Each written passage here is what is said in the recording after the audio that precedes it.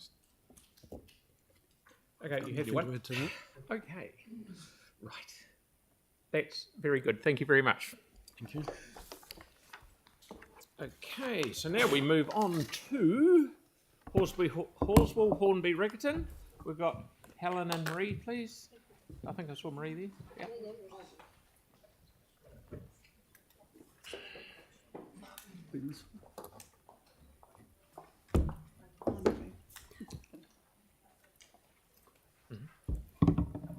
Thank you. Hello again. Where we go. Thank you. Haven't seen First you of for all, ages. our board appreciates the opportunity to speak to you. This is a critical document, at least for the next 3 years. We want to congratulate you, both staff and councillors, on the quality of the consultation document. It's clear, easy to read, a lot of depth if people wish to read that depth. And I think it's particularly good in terms of putting out the rating levels for the public. Often the average is spoken of, and I think it's good to have each type of housing in terms of its cost and the actual rates. Now I'm doing half of this, Marie's doing half. I'm talking about rates. We recognise the significant financial challenges facing council. We believe we'd like to keep the existing levels of service, but consider rates under 10% would be more acceptable to the public. That's the main concern we hear, is about the level of rates. We're aware you've worked on this, and we're not close enough to offer what could be adjusted. And I don't think we've seen, as Sarah mentioned, the details of your discussions. We've got two ideas here, but you've probably been over these. We've got whether CCHL could provide higher dividends, but without the sale of assets, and review of library hours. There's times that the library's quite empty in the evenings after 6 o'clock. Talking about rates postponement, we support extending that to all people experiencing hardship, but suggest the current policy to senior citizens remain.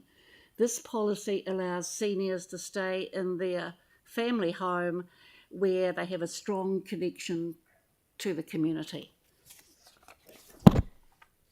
Fees and charges. We do not support charging people to park by the Botanic Gardens and North Hagley Park, but we do support you in keeping all-day parkers out of there.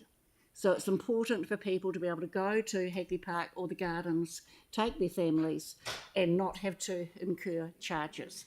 But you do need to keep away the all-day parkers. Operational spend. I think your operational spending accords with feedback. We have put down the request for the development of a roadmap for obtaining chlorine exemptions for Christchurch water supplies. So we'd like some sort of time frame for that. And that's all from me at present. Thank you. Now, in terms of capital program, generally speaking, the board accepts that the council's proposed capital program includes spending in the areas that residents have indicated are important to them. In terms of the proposals for Halswell, Hornby, Riccarton area, however, the board considers that there needs to be provision in the program for a number of projects that are important to local residents, many of which have been identified by the board as priorities in its community board plan. The board accordingly advocates and wishes to reiterate for the following changes to the capital program. For Halswell, we have 2 for each ward. In terms of the first priority for Halswell is the additional funding for footpaths, which is a community board plan priority. And the second is the provision for the investigation of a new dog park in southwest Christchurch in the 2025-26 financial year. Halswell residents have consistently stressed to the board how important this facility is to their community, and the board has therefore identified this as a priority also in the community board plan. For Hornby, number one is the Awatea Springs Amy's Roads intersection improvements. It be brought forward due to its long overdue status and population growth in the area. Second is the investigation of Waterloo Gilberthorpe's Parker Street intersection improvements as a priority too.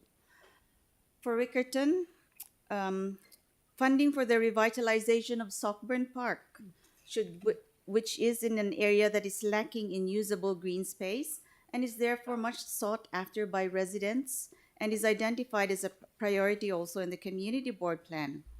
The second is in light of proposed intensification in Riccarton, and because the Parakiore is not yet open, the board considers that there should be provision for an investigation of a refurbishment of the Wharenui pool. Now, in terms of bid funding, while there are mixed views within the board and the community on the appropriate level of bid funding, the board accepts that it is important to attract new major international sports, business, and music events to make use of the facilities that the council has invested in, and therefore supports increasing the bid funding, noting that this will necessitate an additional rates increase. In terms of climate change, the board acknowledges the implications of climate change for our city and the need for the council to invest in projects that will mitigate the effects of climate change. While there are mixed views on how to best provide for climate adaptation expenditure, the board supports the council's proposed expenditure to help Christchurch adapt and build resilience to climate change, and considers the additional $1.8 million spend currently proposed to commence in 2027-28 should not be brought forward given the rates implications of doing so. The board does, however, support the creation of a climate adaptation fund to set aside funds now to manage future necessary changes to council assets, including roads, water systems, and buildings, accepting that this will result in a rates increase of 0.25% per annum over the LTP period.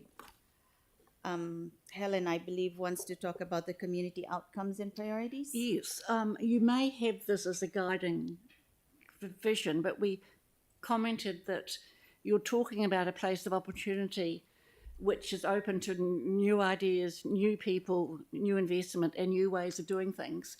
We just wondered if the people who are currently here are being catered for. I mean, that's a comment, but I think we need to acknowledge the people here and our space, which is here already. Back to Marie. Right, so in terms of the potential disposal of council-owned properties, the board supports the proposed disposal of properties that are surplus to the council's requirements and considers that the vacant section being the balance of Tekuru, which is in our board area in Halswell, that is not required, is in this category. The board is also very supportive of the proposal to give Yalders Memorial Hall to the Yalders Rural Residents Association, as it is aware of the value of this asset to the local community.